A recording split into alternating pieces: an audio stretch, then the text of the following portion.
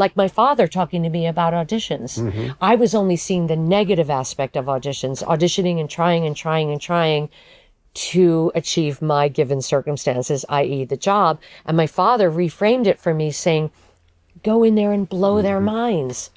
Go in there and just, you're the answer to their prayers. And it was a way of looking at it from a different perspective. And we're going to give you a fair trial, followed by a first-class hanging.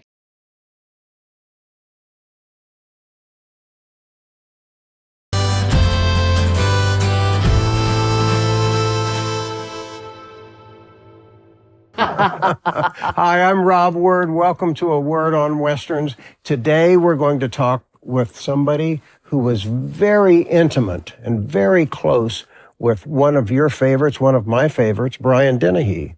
Silverado, First Blood. I have his daughter right here with me. Elizabeth, welcome once again to my living room. Thank you so much, Rob. Thank you. Now, we've known each other a long time because Jack, your son, went to school at Loxa with my fine young man who's behind that camera right there. Los Angeles High School for the Performing Arts. What an exceptional place for kids to learn about the arts. Yes, thank God it exists, because if your kid thrives on artistic expression, and the public schools, the funding for the arts has been sliced and diced. It can be a life raft for the certain, the artistic temperament. And we're so incredibly grateful that we found that school. Oh, we are too. And it's a public school, which meant for us, we're not having to pay for private schools anymore. Exactly. We never did. It was a public school, tuition-free, but conservatory-based training. Just amazing. And it was on a college campus, too. So it was like they were going to college. And it was a bunch of great kids there. Very, very talented group. Yeah. I'm so proud that my boys went there. Well, and we got to meet wonderful friends. Well, thank you. Growing up with a very talented man, your dad, too, what was that like? Oh, wow. So something I don't think people realize is that my father, his first movie was Semi-Tough, and he was 36. So those years before that were struggle. We never had any money. At a certain point, my parents had a house in Long Island, West Gilgo Beach. Yay, West Gilgo Beach. And they couldn't afford it. And they had to rent it out, and we moved in with my grandparents. That was fun. The three of us, me and my two sisters, slept in one bed. So those years of struggle before he started working were a journey, very, very up and down, a real roller coaster ride. He was doing live theater at the time? He was doing live theater. It's amazing to me that he had a compulsion to act, because here he was, imagine, he's like 25 and he has 3 babies. And he was a meat trucker. He was a security guard at a motel. And on the weekends, he was doing theater. So many people would have said, give up on your dream. You've got to focus on putting food on the table. But he had this compulsion to perform and act. So he started a theater company on Long Island called the Amityville Community Theater, or ACT, and dinner theater. And then he started doing showcases in New York. Funny story. One of the showcases was a theater called the Impossible Ragtime Theater, where he performed with Jonathan Frakes. So when I met Jonathan on Star Trek, he said, I knew your dad. I worked with your father. So there's 6 people in this business, and we all know each other. It is a small world. It is a very small world. So he started doing showcases in the city, and he auditioned for and was cast as an understudy in Streamers at the Lincoln Center, directed by Mike Nichols, who suggested him for Semi-Tough. And the rest is history. He was off and running from that moment on. So that was when he was 36. So those years before that, so he was a character actor, and he may not have gotten work before he was the right age for getting work, if you know what I mean. If you're a character actor, you're not going to be, he's not the leading man, but then it's like, oh, remember that guy and his look? We want him again. In fact, his look in First Blood, a powerful performance too, though. Yeah. That's the one that I think set him on fire. I would say 10. When he did 10, the bartender in 10, after that, he no longer had to audition, that he was receiving offers. And I think that came before First Blood. I think you're right. It was right about the same time. Yeah. But, so First Blood, yeah. So that was, that was huge. Yeah. Well, in First Blood, which started this great franchise of Rambo, I still think it's the best of the films. Yes, I do too. Richard Crenna in a role that Kirk Douglas said no to. Yes. Because he said, I'll take it, but you have to build the part up bigger. My father was extremely well read, and I would say he was an intellectual. He knew a lot about a lot of different things and could sit and talk to anybody. He had lots of different interests. He's in one of the most popular Westerns ever made, and I think it's even more popular now than when it was first released, Silverado, with an all-star cast. Now, Kevin is in that too. Star maker. Yeah, it sure was. It was a star maker. He was fancy with his twirling guns in that. You know, I love, Kevin says in interviews, he read that script and he knew exactly how to play it. That's an amazing feeling. Perfect casting. I love the film because I love things that are slightly ambiguous. It's like, is Jeff Goldblum a good character? Because he's funny, but is he a villain? John Cleese? We had a large group of the actors in the rehearsals, not just the 4 leads. It was also, Brian Dennehy and Linda Hunt and Rosanna. Even your dad's relationship with Kevin Kline, they're like buddies, and then there's this, the dog story, In rehearsals, Larry spent a lot of time talking about Silverado really being about family and how people find that for themselves, how they arrange that support system in their lives. My father loved working with Linda Hunt. As a matter, speaking of Macbeth, they were talking on the set that they thought it would be really cool for them to do a production of Macbeth with him being so big and her being so little. And full circle moment, one of my very first jobs as an actress was in Henry V in New York Shakespeare Festival starring Kevin Kline. Nice. He's so good too. Oh my gosh. What a dream. And it was so nice. I mean, the hat, the way he looked, the way he carried himself with the beard and everything as a Western star, would have never thought of him in a Western. He cast a lot of unusual people, like Jeff Goldblum in a Western. I know. John Cleese. But it's interesting when you see people playing in things. Very surprising to see people in things that you wouldn't expect. Now, Scott Glenn, born for Westerns. Yeah. Danny Glover, really, really surprising, but totally works. I love that movie. Yeah, the shootout and the look of it. Narva was a great teacher, but I'm going, what is this Finnish guy doing in the Old West? Well, he taught Paul Newman in The Left-Handed Gun, and he taught Jack Palance. And I remember one day, he was talking about speed. And he said, go for your gun, and I will go for my gun, and I'll fire off 2 rounds at you before you even get your gun out of your holster. I went, oh, come now. I don't think I'm quite that slow. And we squared off, and sure enough, before my hand got to the holster, he had killed me twice. Lawrence Kasdan, a terrific director, and then later, of course, he and Kevin did Wyatt Earp. Right. And I love, one of my favorite lines is, my dad, there's big shootouts about to happen. And my father is in the street, getting ready. And some little old geezer comes up and goes, what's going on, Sheriff? And he turns to him and says, hide and watch. Love that line. We use that in our family vernacular all the time. I bet. I love that. So after my father died in April 2020, I received a message on Facebook from a guy called Brian McKinney, telling me that in Hope, British Columbia, they were going to have a 40th anniversary celebration in Hope where they filmed First Blood. And for the 35th one, they unveiled a life-size chainsaw sculpture of Sylvester Stallone.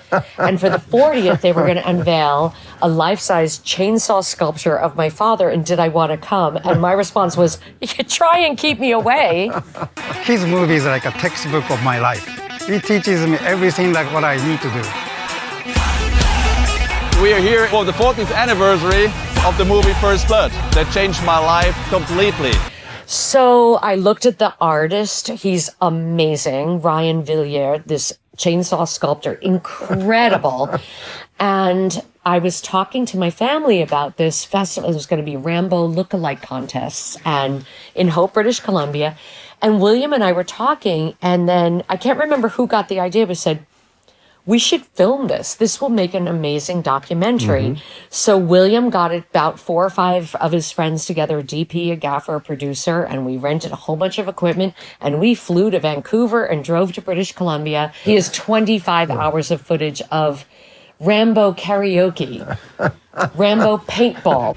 Whenever I drive past Hope, I think of Rambo, and it's just like so weird. It's such a small town, such a big movie. The Rambo movie is the vibe of the town for the most part. So, and I will say this, I love this town and I love what we experienced so much. But when we went there, we thought it was gonna be kind of corny, but it was so heartfelt, and these people were so earnest, and this town has been put on the map by this film that it couldn't be a mockumentary. It's a very, very sweet homage to How large are the chainsaw?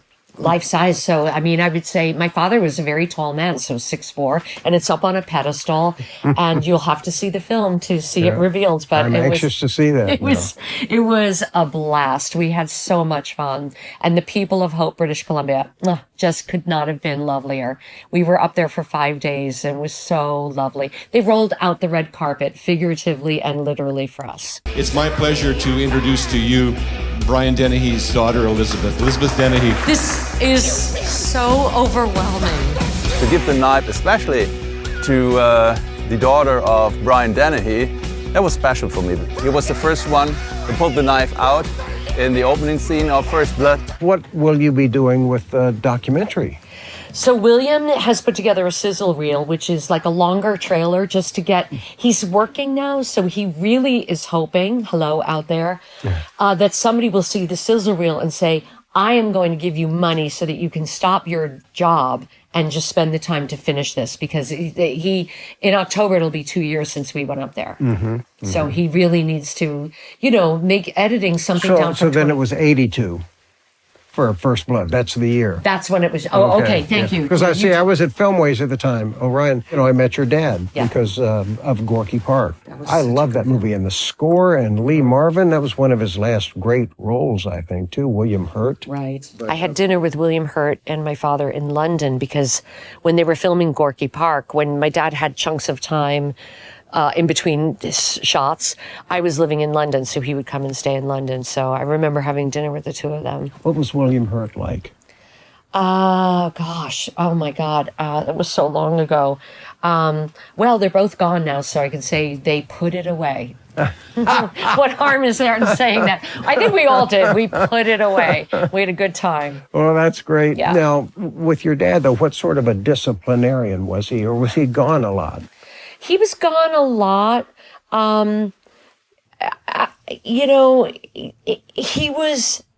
He had very high expectations of us, but it wasn't like get a straight A's in school. It was read, educate yourself. And he really tried to dissuade us from being artists and being in the business. He tried really hard to. Where had he gone to school? So my father, basically my mother had me when she was 19. They had to get married because of me. And, well, aren't you glad they did? Yes. And so it's weird when your parents are that young, you kind of grow up with them. So my father went to Columbia University, played football. I think he got kicked out for a bit for, having too much fun, and joined the Marines. He was in Korea as a Marine playing football, and then went back we were at his Columbia graduation. I have pictures of us at his graduation. Things were so different then. Yes, they were. With my kids, it was like, you're going to college,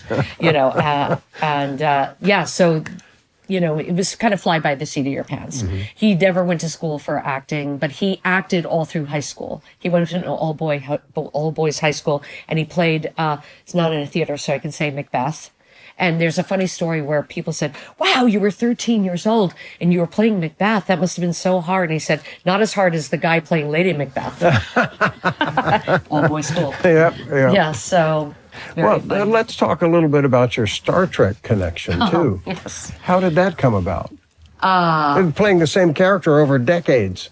30 years. I had to wait 30 years for them to bring me back. But you were brought back as an admiral. Yes, I was promoted. Okay. I was promoted.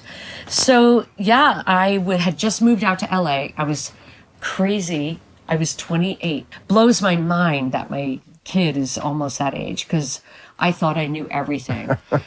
So I went to this audition. I've never been a sci-fi fan, never watched the original Star Trek.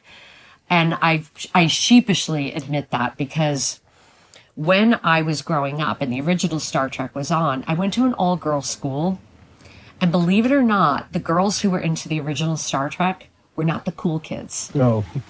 They were kind of... Oh, no, nerds. I mean, I was always a nerd because I read comic books and watched TV, but it worked out okay. Yes, They were smart. They were the presidents of the school. They were the mathematicians and the scientists. Well, I was never that. Yeah, no, I was into bands and, the police and dancing. But the things that I really liked to watch when I was growing up, I was an Anglophile from day one. The Six Wives of Henry VIII, upstairs, downstairs, all the Merchant Ivory. That was my jam. Yeah. So sci-fi just never, even Star Trek, I was like, I'll go, but the idea of believing in a fantasy world just didn't interest me.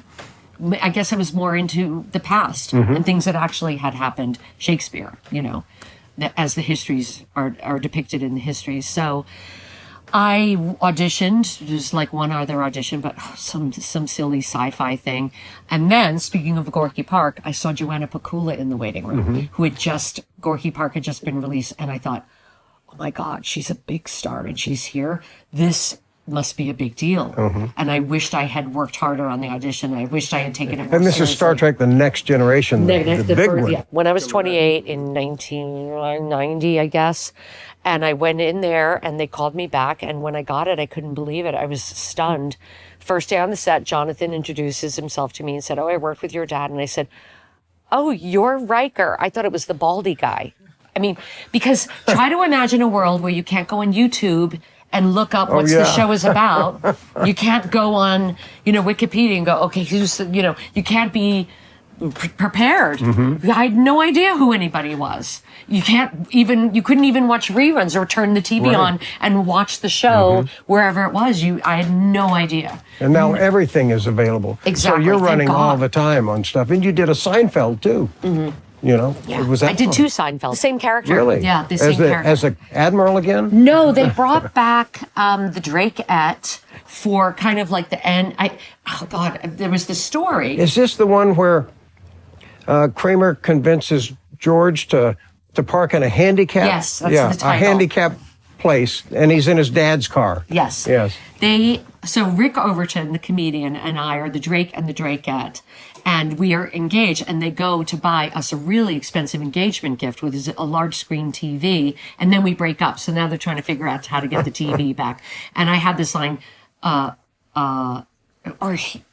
had the line? I can't remember. I hate the Drake. I guess it's me, because we broke up. I hate the Drake. So that was my catchphrase. So they brought us back at like the end of the season. They have all the guest stars that were there for the whole season coming in and doing their line. So I hate the Drake. And it was interesting because with that show, the handicap spot, back in the olden days, they used to have TV shows would be on for maybe 4 or 5 years, picking up steam. And they were 39 episodes a year instead of 10. Well, they also gave a show a chance to find traction. They don't do it anymore. No, they're gone like that. Well, like Dick Van Dyke's show. The first year it was on, it didn't do anything, and it was on the verge of being canceled, and maybe they had canceled it, but the reruns in the summer picked up an audience, and they went back into production. So this show had been on the air for 5 years, and it was hadn't even cracked the top 20, I think. And then right before we shot the handicap spot, they were in the top 10. So they were exultant. They were all just like, finally. So that was very great. That was happy. It's much better than my experience on a show like Brooklyn. I've been on a couple of episodes of shows where they've already been canceled, and it's like, we just have to get this in the can, and everybody's checked out and everybody's depressed. That's not fun. No, it's not. It's not. When my father would talk about auditioning, because I would audition and not get anything and call him up in frustration, and I'll never forget this conversation. He said, I miss auditioning. He missed being able to go into a room and blow people's minds, because he was at that stage where he was just receiving offers. So you get the offers that are very much like the part you've already played.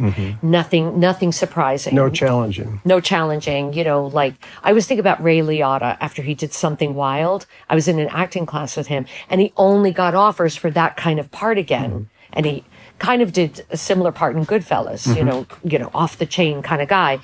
But actors want to play lots of different things and show the world all the things they can do. So my father said I missed auditioning. He said I used to go into a room and I would be like, here I am, the answer to your prayers. You've got a problem to solve. Here I am, the solution to your problems. Great. That's a great attitude. It was great. And it really helped me a lot. And, now I work with young people on auditions. And when I was teaching at the school, and I would always try to infuse them with that, don't come creeping into the room asking for permission to be in there. Here you Own are. it.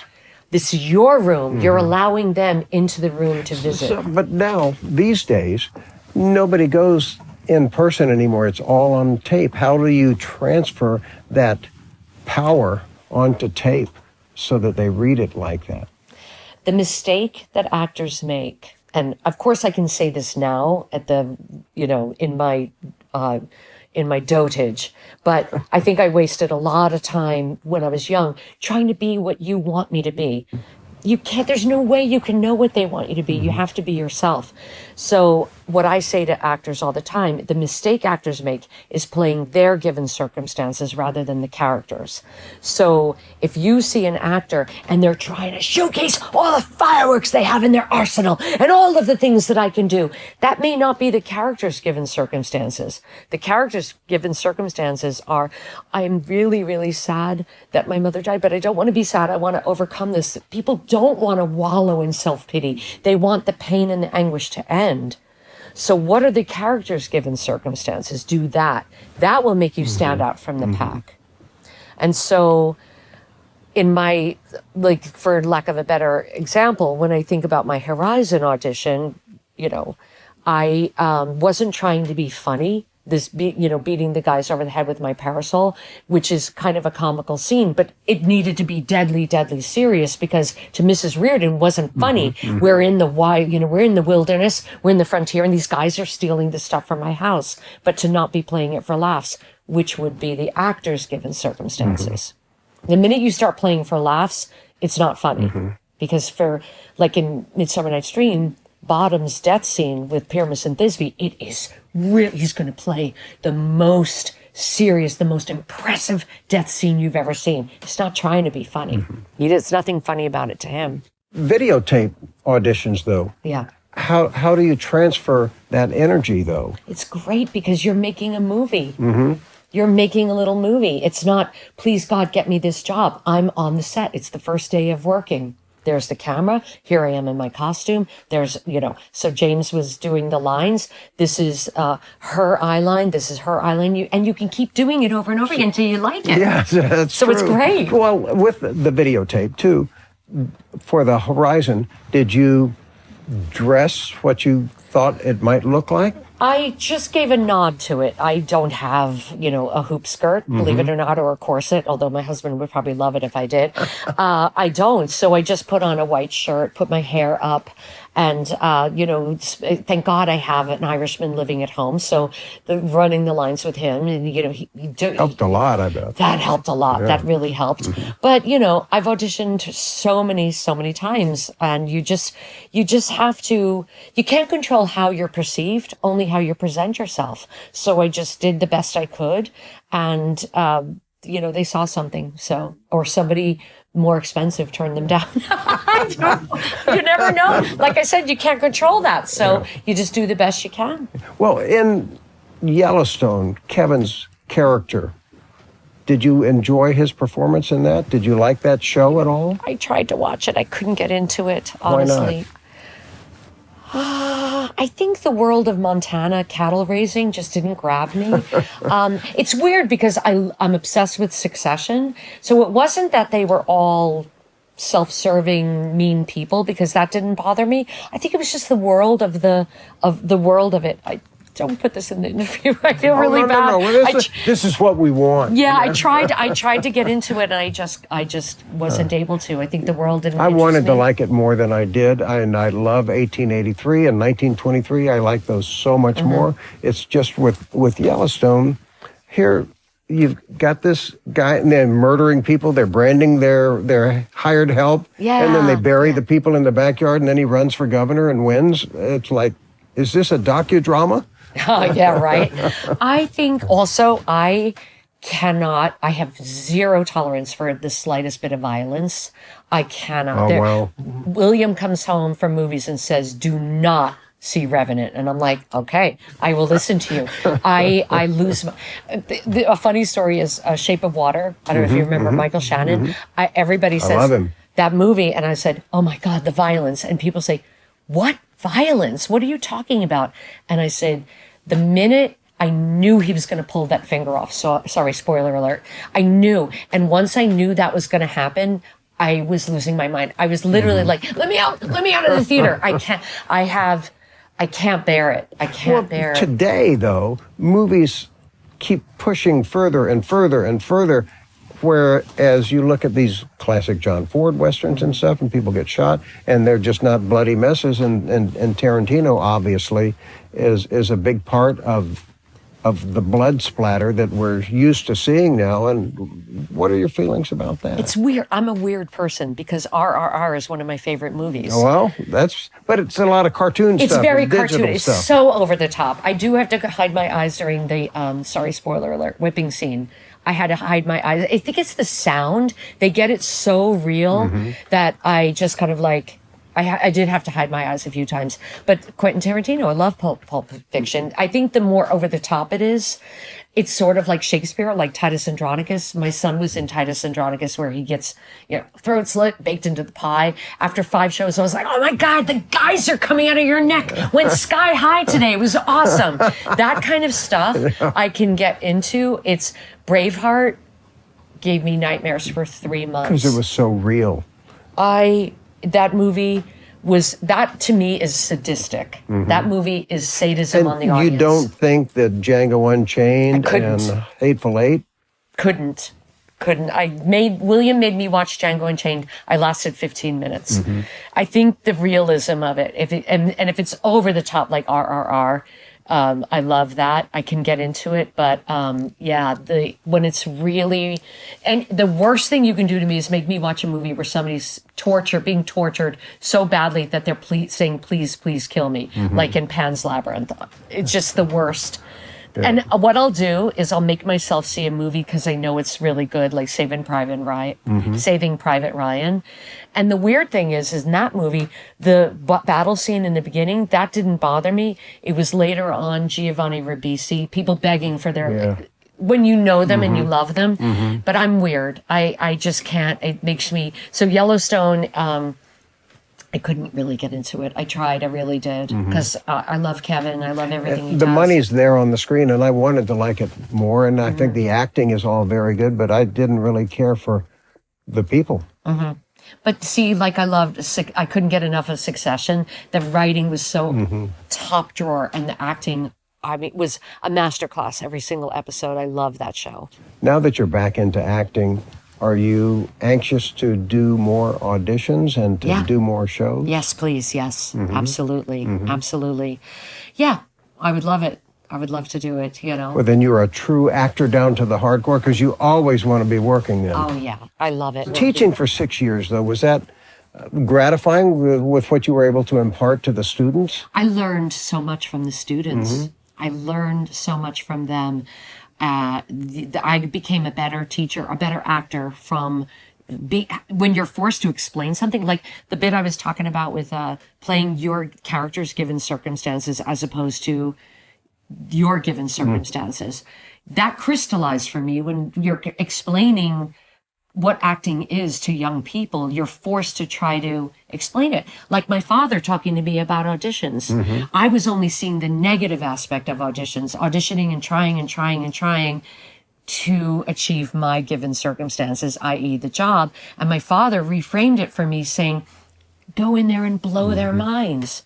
Go in there and just You're the answer to their prayers. And it was a way of looking at it from a different perspective for me. And being able to do that for young people enabled me to see it from a different angle, and that you're actually helping the production by solving a problem for them. Well, I think that's a great thing to have been able to do, to teach for 6 years and then come back strong and kicking ass with a great Western. Yeah, and to look at it from not what you can get out of it, but what you can add to the project. What color can you bring to the project to help them tell the story? And that's what we're all about, is storytelling. Well, it is storytelling, and one of the great storytellers, of course, is Shakespeare. And I need to ask you, what is it about Shakespeare that draws you to his work?